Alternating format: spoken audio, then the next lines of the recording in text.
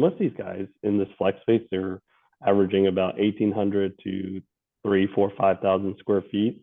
And, they don't always need a dock high. Most of them just get, box truck with a lift gate and call it a day. But if they ever do, that's, one of the amenities you'll see in a flex industrial park. You'll see these guys, some of them have side yards.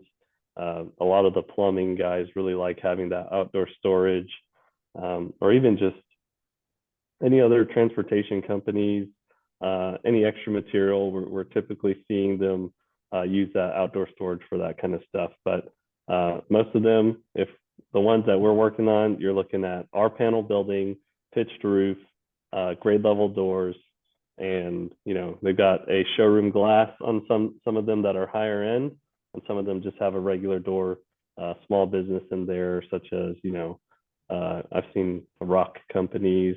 You'll see satellite guys just have like a smaller office just so they have a place they can have an address at and call it a day.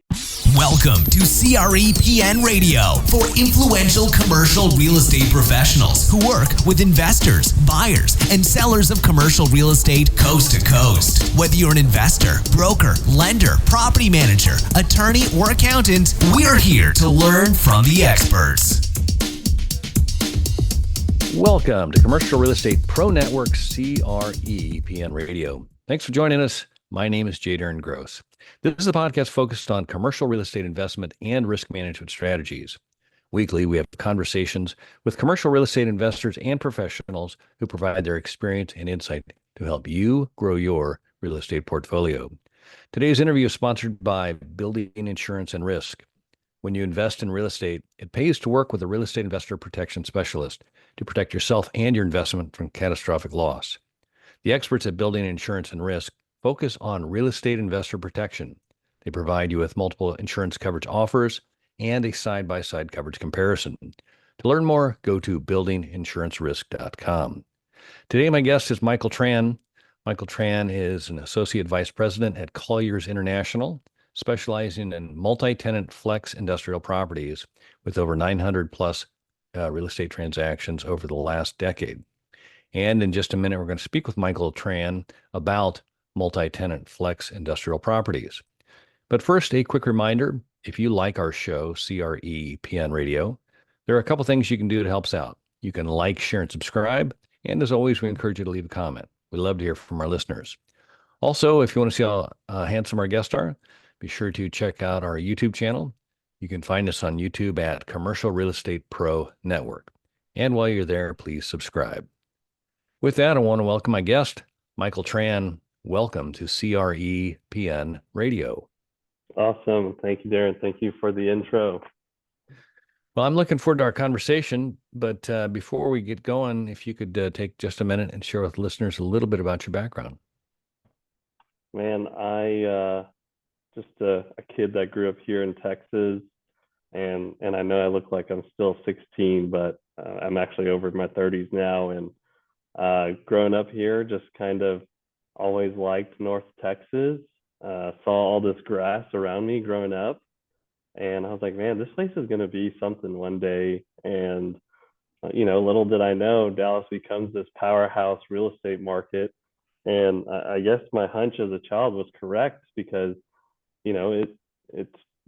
everything started developing around me, and all my friends were like, no, you need to go to UT, you need to go to A&M or UTSA, just wherever. And I was like, man, I just really like it here. And so I ended up staying and getting real familiar with the market, even though my path into real estate wasn't, your typical go to school, finance, and, figure it out from there. It was more of tried a few salary jobs that, I thought I would enjoy, just because that's what I was kind of trained to do growing up, being Asian American family. And they're like, is my son broken? He's not good at math. He, doesn't want to be a doctor or an attorney or engineer. And I was like, I just find no interest in those fields. And, I think that attributed to me not applying myself as much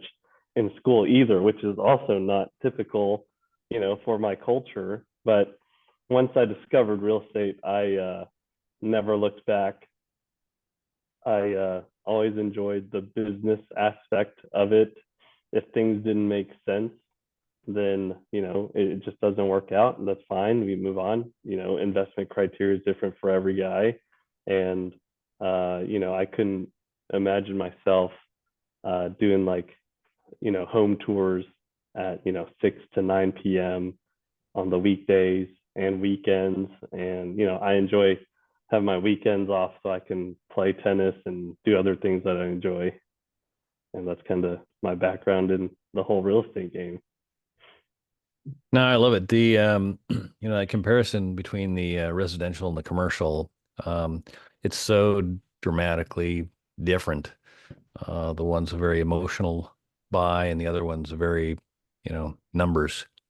Numbers got to make sense kind of thing. And I'm along with you in that appreciation for the commercial much more than the residential. So I get it. Yeah, for sure.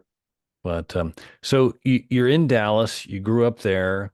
Is that how? I mean, that's your primary area that you work in, correct?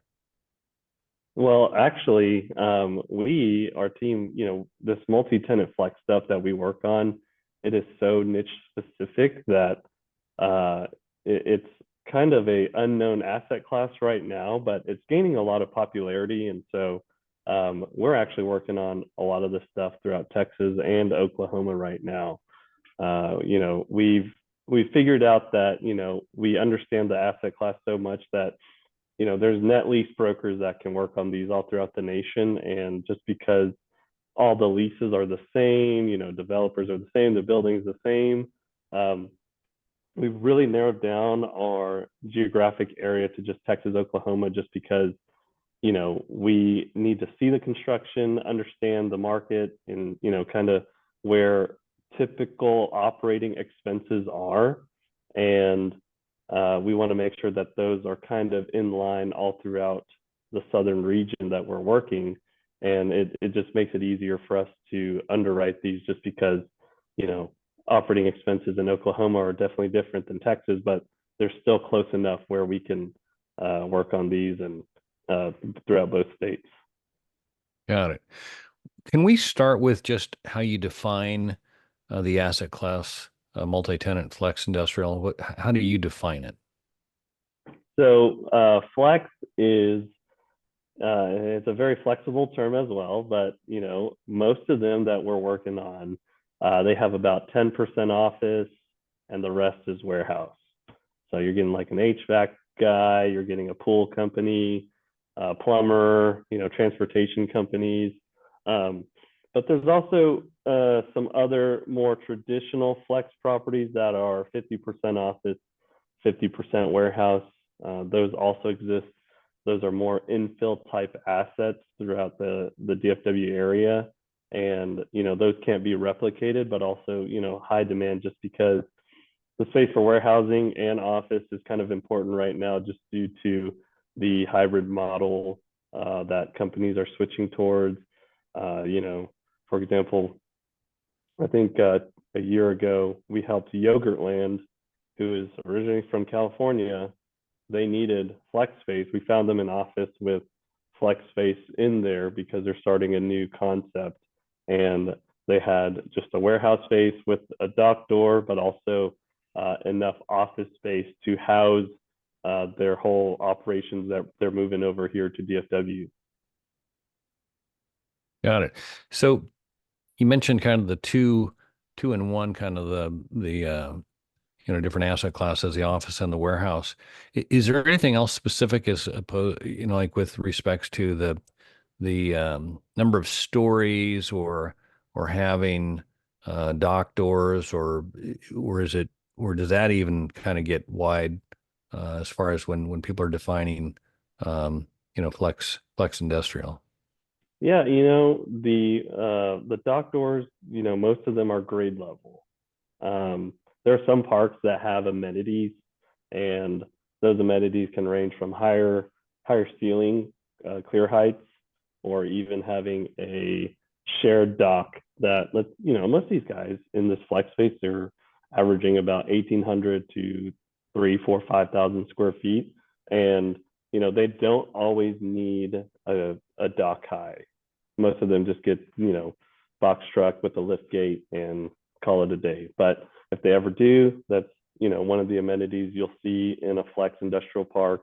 You'll see these guys, some of them have side yards.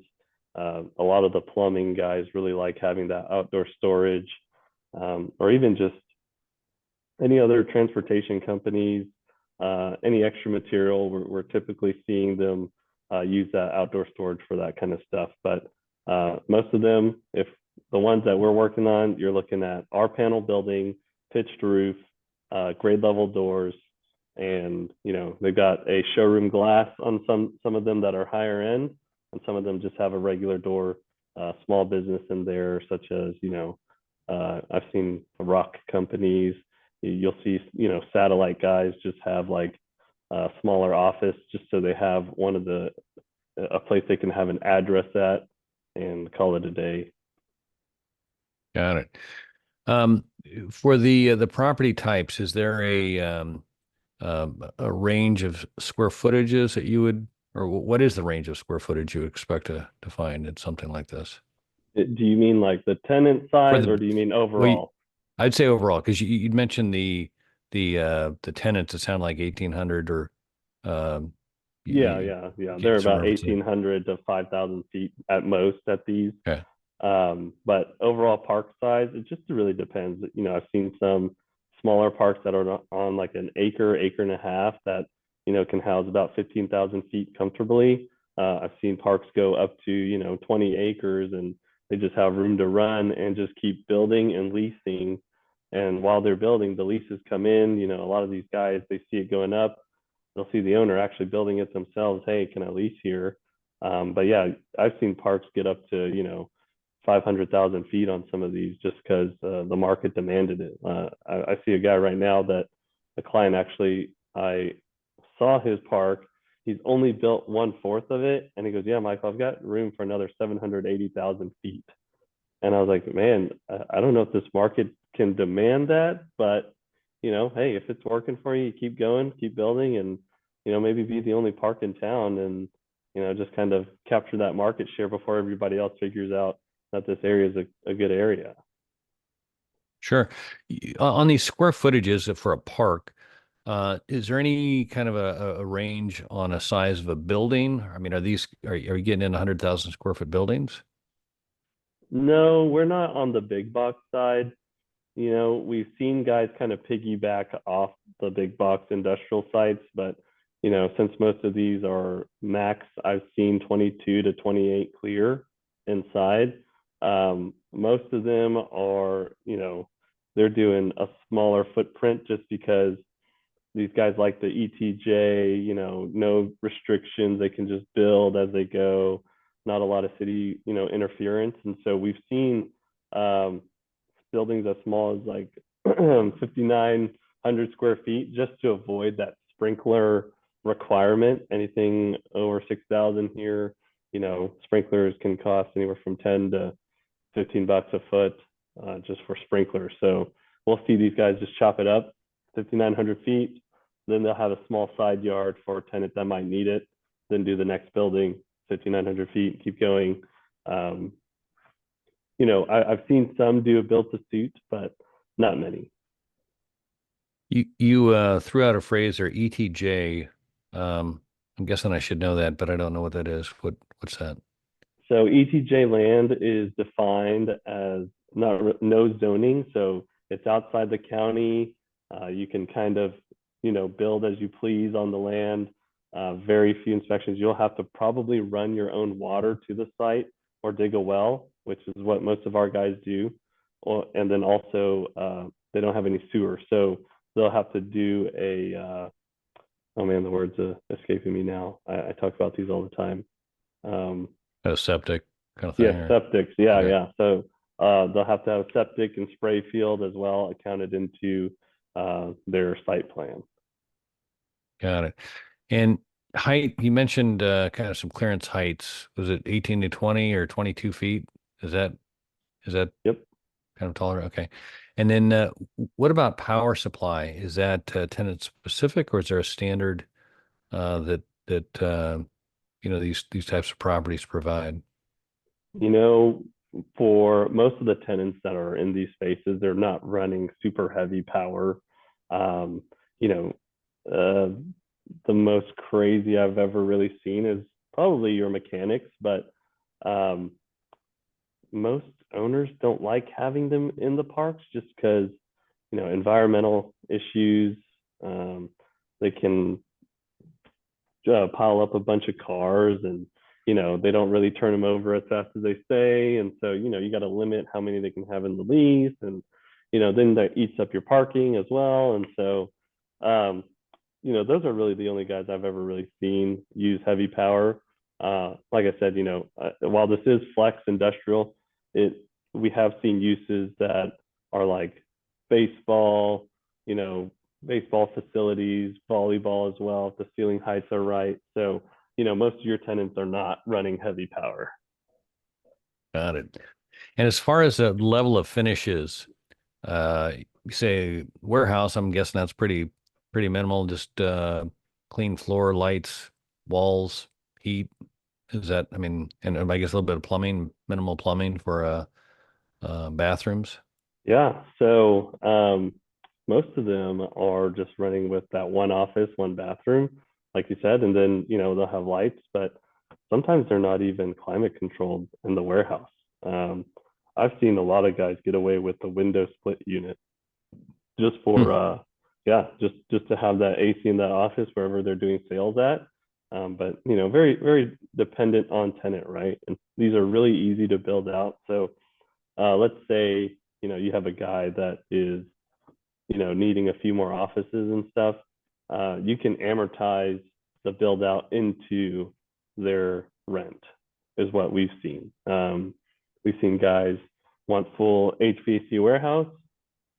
We've seen them insulate the warehouse, amortize that into the rent, and kind of go from there. So it's a good way for these guys who are like merchant builders who are looking to sell the asset after it's stabilized. That's been a really popular thing that most of our investors were guiding in this space to kind of do.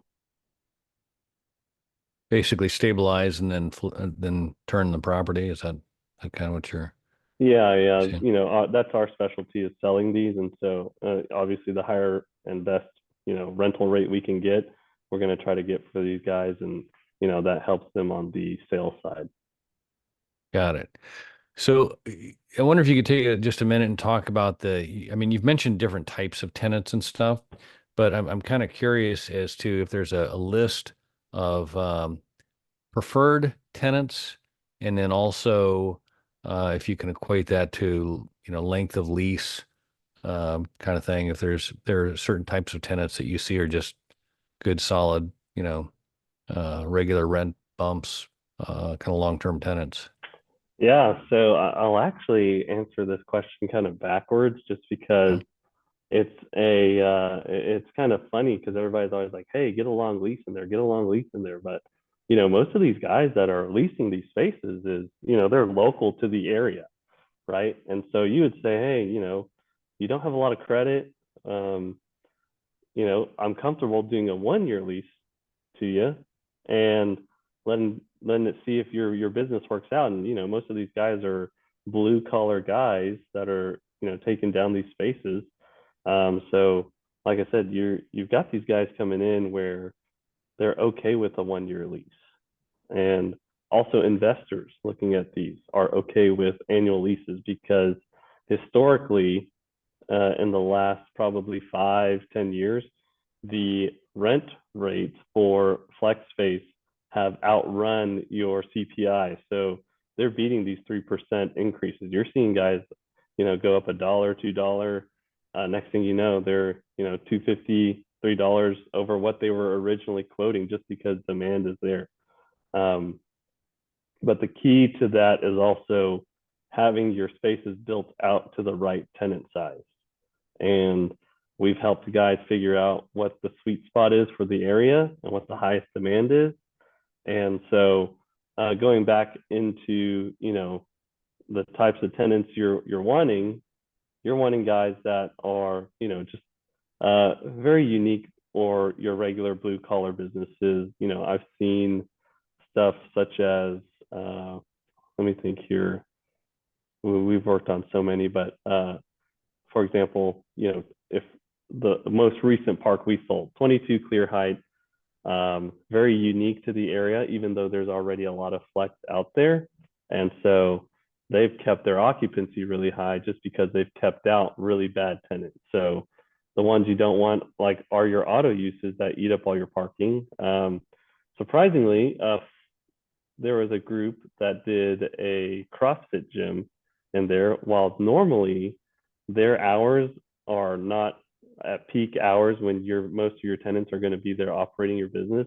There was one that was operating all day, every day. So they always had 20 plus cars in the park, eating up their parking. Then they added an auto tenant, which just created all this mess for them. And so they were like, okay, next park down the street, we're not going to do that. And so now they've got enough parking in the back where they had a small storage yard, which was probably by, I want to say, 30 yards, and then probably 100 feet wide. And it was just open, and they had their indoor pickleball use, because I guess for pickleball in the last, 4 years, it's exploded, one, but now we've been hit up by so many pickleball uses that we figured out, okay, they want 22 clear minimum. That is their formula, right? And so we're just running into tenants like these. You've got guys that are doing Brazilian jiu-jitsu as well that are coming in these spaces. So now we just, as long as we put them on opposite ends of the park, make sure their hours aren't peak hours during our other tenants. You can get any type of blue collar use in there that just operates on a regular basis, and you never have any issues with tenants complaining about parking or anything like that. But just keep in mind, the only ones I've ever really seen are like pool chemical companies and your auto uses that have really been detrimental to any park, which almost always cause a phase 2 environmental on the sales side. Got it. That's interesting. I hadn't thought about the pool chemicals, but I guess that would be I would think also potentially just an odor if they've got any kind of chlorine smell or whatever like that. But Yeah. So, but it sounds like parking is the Rubik's Cube you've got to solve for, as far as trying to make sure that each tenant has enough for their clients and or their employees. And is Yeah. that the big Yeah, question? it is. There's a park that had a very narrow, skinny layout, right? So it's a one way in, one way out. But in the back, they didn't continue the park all, north and south. What they did was, at the very back, they turned the building east and west at the back. And so then it just faced the other buildings, which opened up a parking area where they could sell that one building off to a volleyball user who paid probably $25 over market per square foot over market for that building, just because it was so unique and it's what they needed. And they're like, we have to have this building, and it doesn't interfere because you still have all the buildings. You go one way in, one way out, but at the very back, you still have this area sectioned off for the volleyball users. So the height, I guess it sounds like there's two things that I'm hearing that are kind of things that you have to solve for when finding tenants or potential buyers. One is parking, and then two is height, based on whatever their use is. Is that kind of the two of the biggies? Yeah, and I would say having a showroom glass type feel, so you can appeal to those retail users. I've seen Domino's consider going into a flex park because they're servicing an area. They don't need the retail frontage, but they have to have some of it. And so they actually looked at going into a flex park that had retail frontage on a busy road, where we had a flex park, but it wasn't like super high rent like they're normally used to paying, just because of where it was at. So they were in our space for $20 plus triple net, and where they were looking before was 32 to 34 plus triple net. Got it. Are there any tenants? I mean, you mentioned kind of the auto is one that can be problematic. Are there any other tenants that you see typically people like to try and avoid? I would say the only other ones, um, no, those are the only ones I've really seen, just because most of the parks we work on have been very clean. But um, like I mentioned the pool one to you because, or any other chemical company, because there was a building that I had sold, and we were doing the inspection, and we had seen a chemical that had leaked onto the floor, and there was a hole in the ground, probably about 6 inches deep. And luckily, this was a big box type property, and so they had a bigger foundation, and it was, yeah, 6 inches in the ground. I was like, and I didn't even know what to say at that point because I had just come across this, and usually you can like figure out what to say or do, and we're like, okay, this is going to just trigger a phase two here. Like, there's no fighting it at that point. Yeah. Well, that's part of the due diligence process, I guess. And Yeah, and yeah, and I um I would guess any buyer would appreciate a more thorough, while the seller would like to, like nothing to see here, folks. Move along, kind of thing. yeah.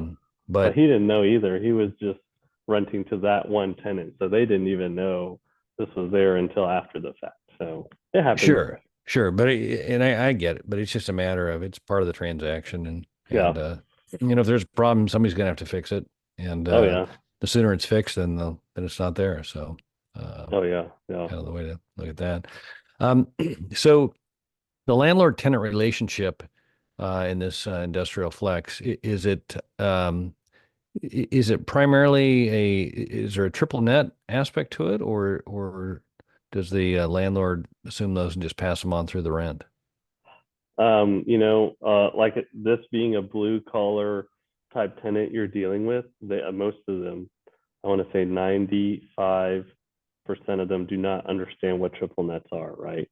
And Yeah, so you have you have it where it's okay, you can have your leasing agent explain to them what triple nets are.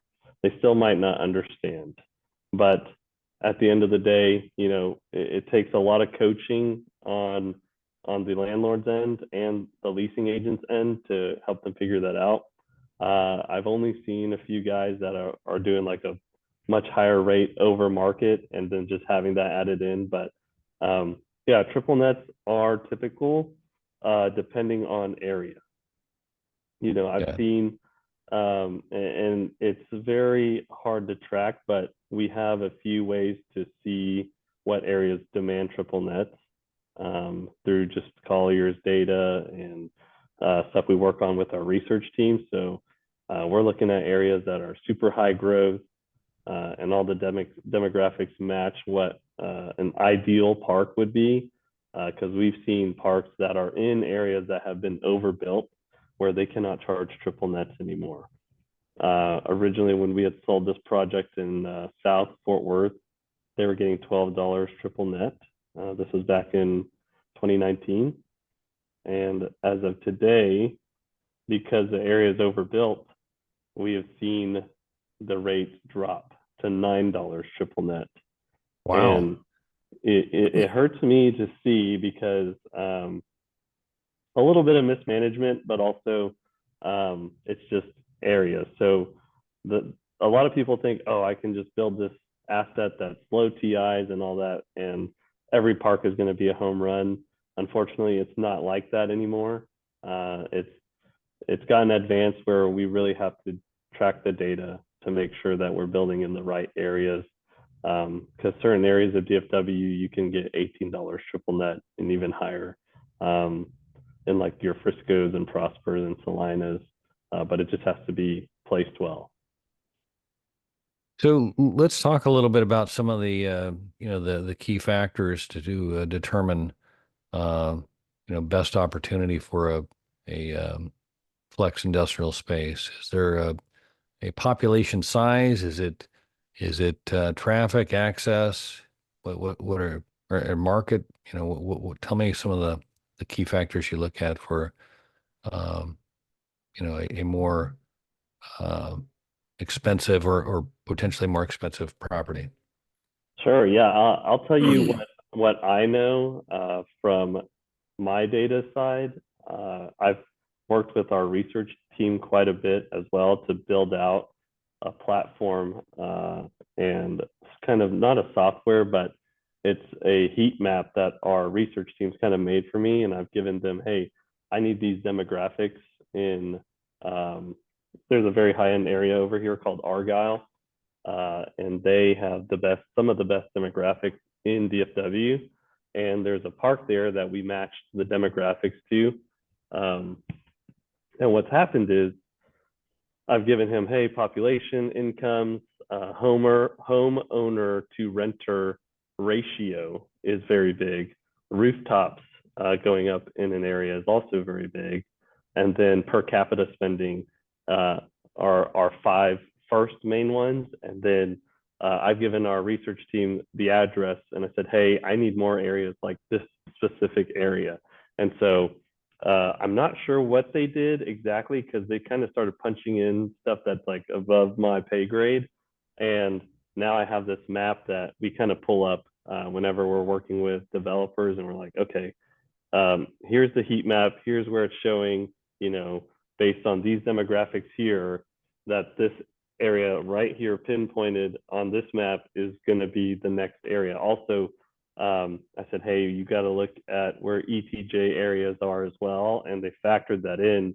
And I can almost keep up with our research team, but there's just certain things that they're doing on the back end of this software website that we've developed with them that I've kind of learned to use and help groups we're working with. But yeah, so those five things: per capita spending, homeowner to renter ratio.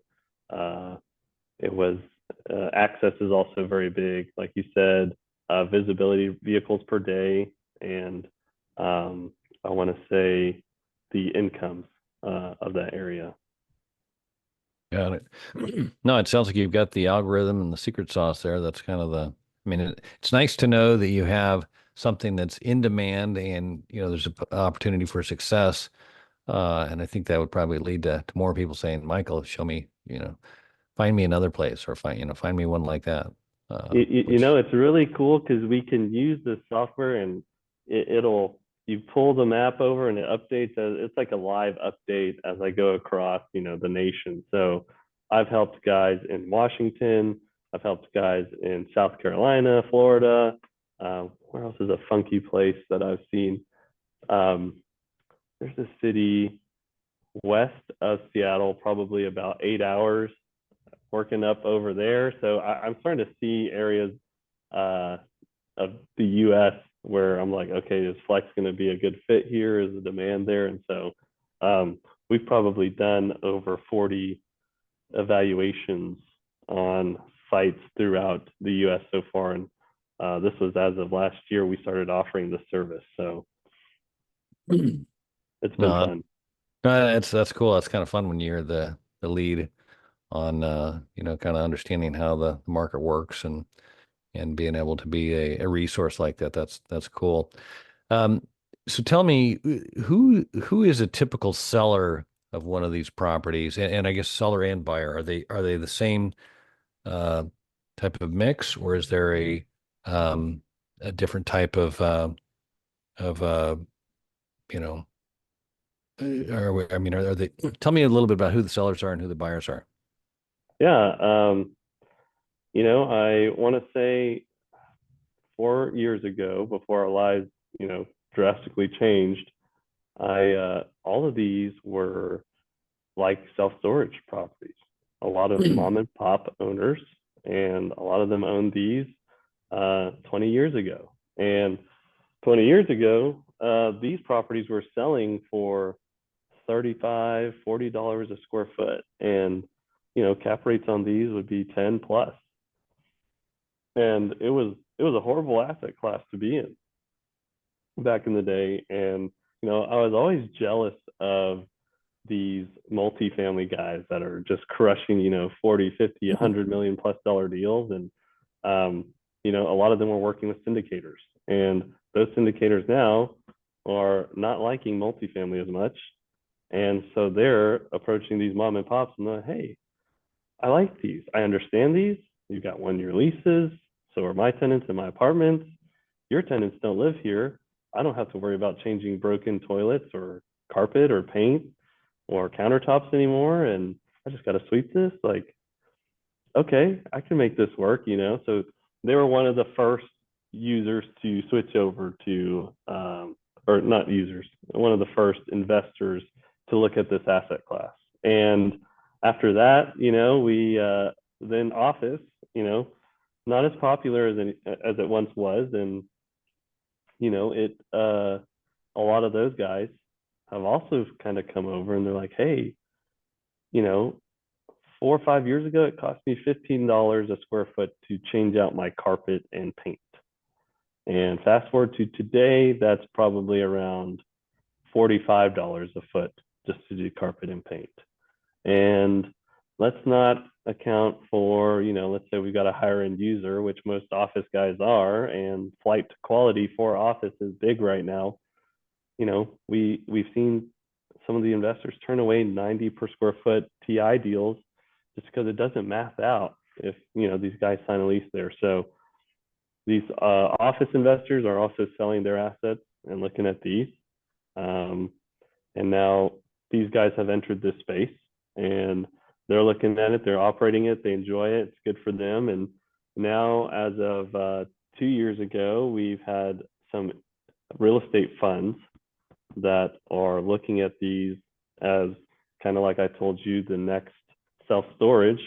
So what they want to do is kind of copy that model of, all storage, I think is the brand with the box outside of their facilities.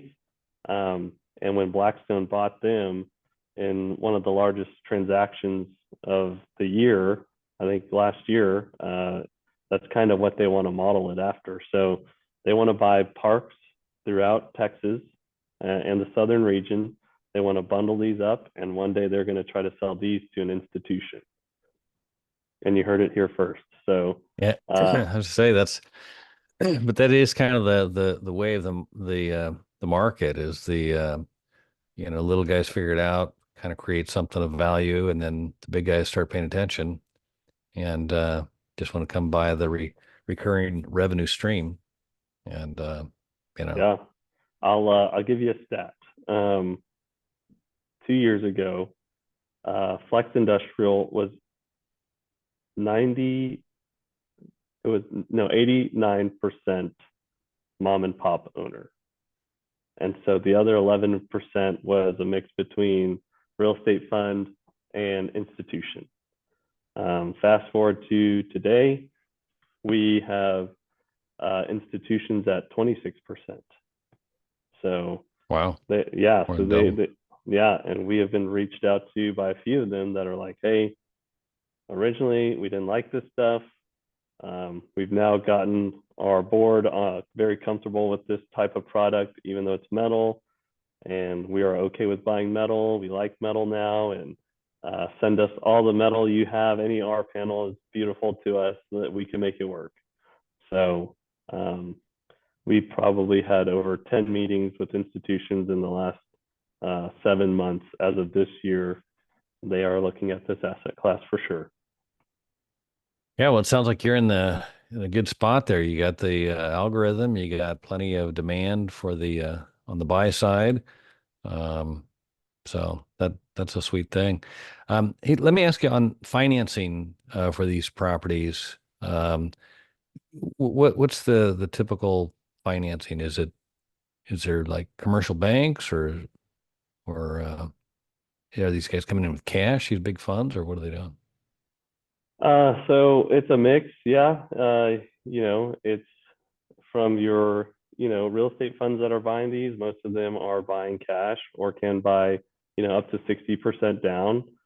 We did a park yesterday, or not yesterday, last Friday. Closed a park is about $16 million. They did a CMBS loan on that one. So, financing isn't super hard for these. You have to know the right groups, but you just also have to make sure that they can come up with the down payment nowadays, just because lending is not as friendly right now. And that's for anybody. But, before this year and last year, I want to say I was seeing these done at 20 and 30% down. So it's really market driven, but I've seen lending on all ways of the spectrum. And I've seen a lot of 1031 guys come into this space as well. They'll put down, 80%. So the numbers still work. And that's been kind of our saving grace for us in the last few years, just because even though transaction volume is down, the demand for this product is up, just because you have like I was telling you earlier, apartment guys coming to this. You've got your office guys coming. You've got 1031s coming to this. You've got the funds still looking, and now institutions looking at this space too. So it's just been the best recession-proof type asset to be in, just because your TIs are so much lower and there's a lot less headache managing these as well. No, definitely sounds attractive compared to some of the other asset classes that are currently having issues. I get it. Yeah. Hey, Michael, if we could, I'd like to shift gears here for a second. By day, I'm an insurance broker, and I work with my clients to assess risk and determine what to do with the risk. And there's three strategies we typically consider. We first look to see if there's a way we can avoid the risk. And when that's not an option, we look to see if there's a way we can minimize the risk. And if we cannot avoid nor minimize the risk, then we look to see if we can transfer the risk. And that's what an insurance policy is. It's a risk transfer vehicle. And as such, I like to ask my guests if they can look at their own situation. Could be your clients, lenders, the market, the Fed, could even be political, whatever it is that you consider to be the biggest risk. And again, for clarification, while I'm an insurance broker, I'm not necessarily looking for an insurance-related answer. And so if you're willing, I'd like to ask you, Michael Tran, what is the biggest risk? So biggest risk, I want to say our team has taken on this stuff is in 2018, we realized, and we felt bad when we would see these trade at $30 below what we could sell certain assets for. And I said, hey, guys, we like this stuff. This is a product we believe in. Why don't we work it a little bit harder? And, we started devising a plan back in 2018 to say, hey, this has got to be the next asset we are the forefront of and helping investors with. So that was one big risk we really took a step forward in, because we originally were doing 50% office buildings, 50% flex. And so it was good to have both. The buyers were kind of the same already, but now they're all really just switching over to this just because it's easier to manage. And so 2020 hits, still popular.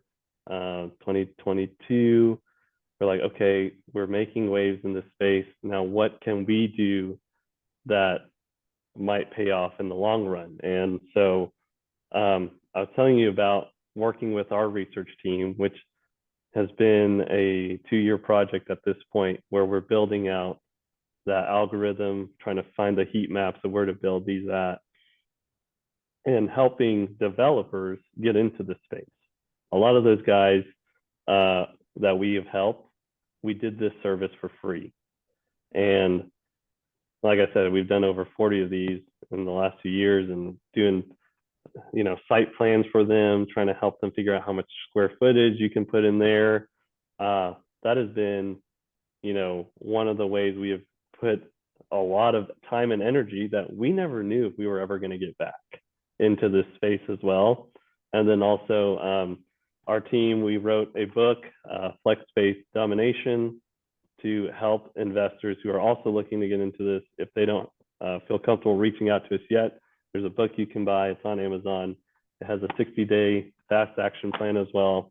And we wrote that book last year, released it a few months ago, and we just need more of these to sell, just because we feel that, we want to make sure you can capitalize on what you're investing and make sure you get the most money for what you're building out there. Because it genuinely hurts me to see people sell these at below market value.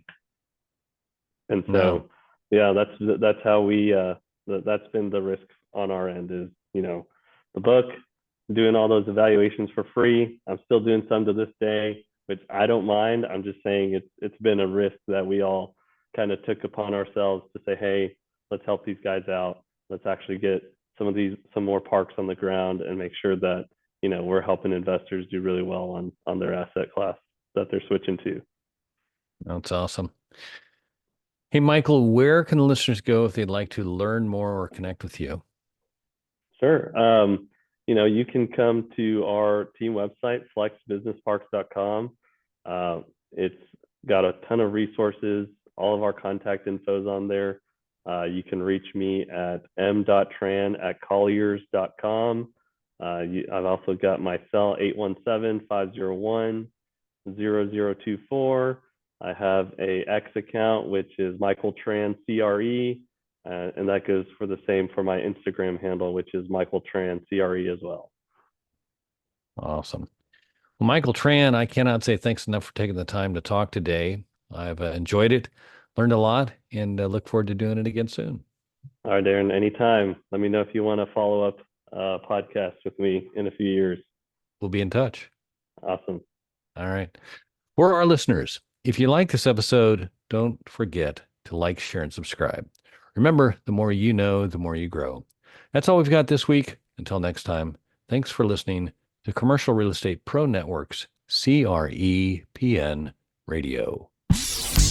You're listening to CREPN Radio for influential commercial real estate professionals. For more information on this or any of our guests, like us on Facebook, CREPN Radio.